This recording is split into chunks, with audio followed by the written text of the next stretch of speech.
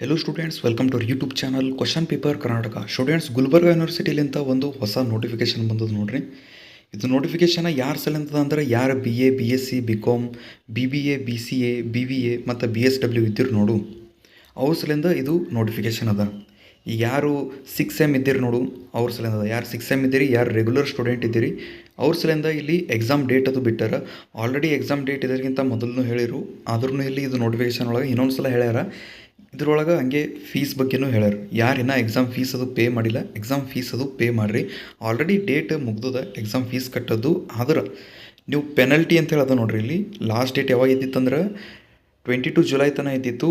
ಈಗ ನೀವು ಪೇ ಮಾಡ್ಬೋದು. ಎಲ್ಲಿ ತನಕ ಪೇ ಮಾಡ್ಬೋದು ಅಂದ್ರೆ 7 ಆಗಸ್ಟ್ ತನಕ ನೀವು ನಿಮ್ಮದು ಎಕ್ಸಾಮ್ ಫೀಸ್ ಅದು ಪೇ ಮಾಡ್ಬೋದು.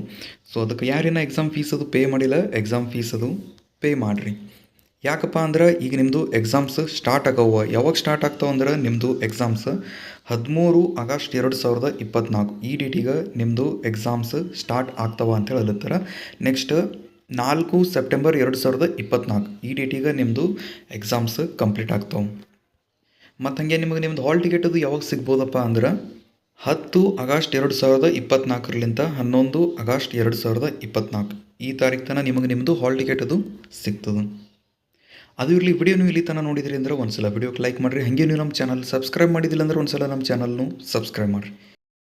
ಓಕೆ ಸ್ಟೂಡೆಂಟ್ಸ್, ಇವತ್ತಿನ ವಿಡಿಯೋ ಒಳಗೆ ಇಷ್ಟೇ. ಮುಂದಿನ ವಿಡಿಯೋ ಒಳಗೆ ನಾನು ನಿಮಗೆ ನೆಕ್ಸ್ಟ್ ಟಾಪಿಕ್ಗೆ ಹೇಳ್ತೇನೆ.